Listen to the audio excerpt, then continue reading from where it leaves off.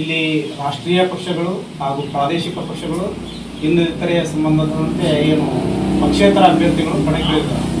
ಇಲ್ಲಿ ಜನಸಾಮಾನ್ಯರು ಹೇಳುತ್ತಿದ್ದಂಗೆ ತ್ರಿಕೋನ ಸ್ಪರ್ಧೆ ಐತಿ ಅಂತ ಹೇಳ್ತಾರೆ. ತಮ್ಮ ಅಭಿಪ್ರಾಯ? ಇವತ್ತಿನ ದಿನದಲ್ಲಿ ವಾತಾವರಣ ನೋಡಿದರೆ ತ್ರಿಕೋನನೂ ಐತಿ ಅಂತಾರೆ. ನಾಳೆ ಟಿಕೆಟ್ ಸಿಕ್ಕಿಲ್ಲ ಬಂಡಾಯ ಹೋದರೆ ಇನ್ನೊಬ್ಬರು ಪಕ್ಷೇತರ ಬರ್ತಾರೆ ಅಂತಾರೆ.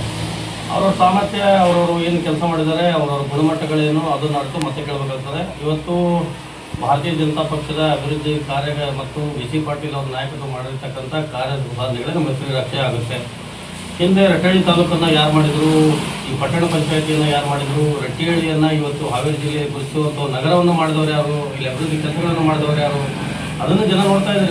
ಇವತ್ತು ಕಾಂಗ್ರೆಸ್ ಕಳೆದ 2 ವರ್ಷದಲ್ಲಿ ಏನು ಸಾಧನೆ ಮಾಡಿದೆ, ಬರೀ ಭಾಗ್ಯಗಳ ಮೂಲಕ ಹೇಳ್ಕೊಂಡು ಬರೀ ನಾವು ತಿಂಗಳಿಗೆ 2,000 ರೂಪಾಯಿ ಹಾಕ್ತೀವಿ, ಬಸ್ ಫ್ರೀ ಕೊಡ್ತೀವಿ, ಜನರನ್ನು ದರಿದ್ರರಾಗಿ ಇವತ್ತು ಕೆಲವು ಜನರನ್ನು ಇವತ್ತು ಸೋಮಾರಿಗಳನ್ನಾಗಿ ಮಾಡಿದೆ. ಇವತ್ತು ಜನರಿಗೆ ಏನು ಬೇಕಾಗಿದೆ, ದುಡಿಯೋದಕ್ಕಾಗಿ ಕೆಲಸಗಳು ಬೇಕಾಗಿದೆ, ಸರ್ಕಾರಿ ಕೂಲಿ ಬೇಕಾಗಿದೆ. ಇವತ್ತು ಒಂದು ಕೈಯಿಂದ ಕಿತ್ಕೊಳ್ಳೋದು, ಇನ್ನೊಂದು ಕೈಯಿಂದ ಕೊಡೋ ಕೆಲಸವನ್ನು ಮಾಡ್ತಾ ಇದ್ದಾರೆ. ಇವತ್ತು ಕನಿಷ್ಠ ಪಕ್ಷ ಒಬ್ಬ ನಿರುದ್ಯೋಗಿಗೆ ಒಂದು ಕೆಲಸ ಸಿಗ್ತಾ ಇಲ್ಲ, ಶ್ರಮಿಕರಿಗೆ ಒಂದು ದುಡಿಮೆಗೆ ಒಂದು ತಕ್ಕ ಪ್ರತಿಫಲ ಇಲ್ಲ. ಏನು ಕಾರ್ಯ ಸಾಧನೆ ಮಾಡಿದ್ದಾರೆ 2 ವರ್ಷದಲ್ಲಿ? ನೀವೇ ನೋಡ್ತಾ ಇದ್ದೀರಾ. ರಟ್ಟಿಹಳ್ಳಿಯಲ್ಲಿ ಯಾವ ಒಂದು ಕೆಲಸಗಳು ಇವತ್ತು ಆಗಿದ್ದಾವೆ ಅನ್ನೋದನ್ನು ಜನಸಾಮಾನ್ಯ ಮುಂದಿದೆ.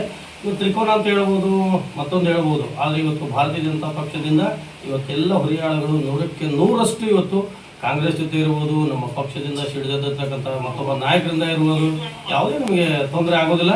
ಇವತ್ತು ಕನಿಷ್ಠ ಪಕ್ಷ ಅಂದ್ರೆ ನಾವು 12ರಿಂದ 15 ಸೀಟುಗಳನ್ನು ಗೆದ್ದೇ ಗೆಲ್ತೀವಿ.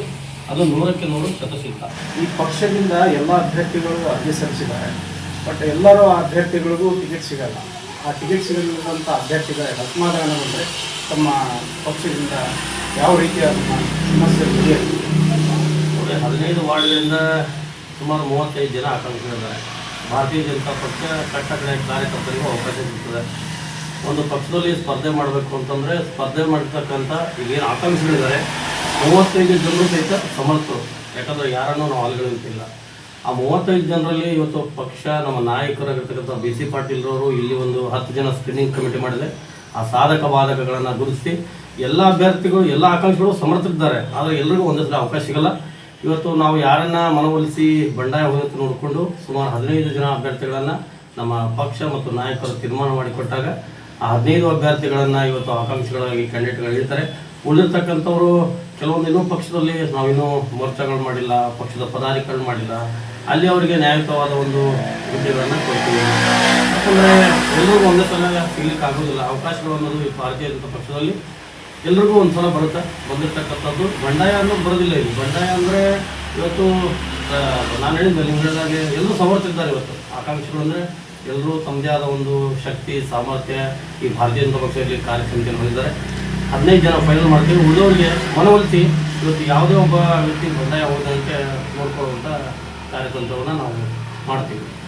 ಈಗ ತಮ್ಮ ಪಕ್ಷ ಅಧಿಕಾರದ ಚುಕ್ಕಾಣಿ ಹಿಡಿದರೆ ನೂತನ ಪಟ್ಟಣ ಪಂಚಾಯಿತಿ, ರಟ್ಟಹಳ್ಳಿ ಪಟ್ಟಣ ಪಂಚಾಯಿತಿ ಸಾರ್ವಜನಿಕರು ತಮ್ಮಿಂದ ಮತ್ತು ಇದು ರಾಣೆಬೆನ್ನೂರು ಶಿಕಾರಿಪುರ ರಸ್ತೆ, ಮಾಸೂರು ಬ್ರಿಡ್ಜು, ಪ್ರತಿಯೊಂದು ನಮ್ಮ ರಟ್ಟಹಳ್ಳಿ ತಾಲೂಕಿಗೆ ಅತಿ ಹೆಚ್ಚು ಅನುದಾನವನ್ನು ನಮ್ಮ ಮಾನ್ಯ ಮಾಜಿ ಸಚಿವರು, ಕೃಷಿ ಸಚಿವರು ನಮಗೆ ಅನುದಾನ ನೀಡಿರುತ್ತಾರೆ. ಅದೇ ಒಂದು ಅನುದಾನವನ್ನು ನಾವು ಮನೆ ಮನೆಗೆ ಹೇಳುತ್ತಾ ಮತವನ್ನು ಕೇಳ್ತೇವೆ.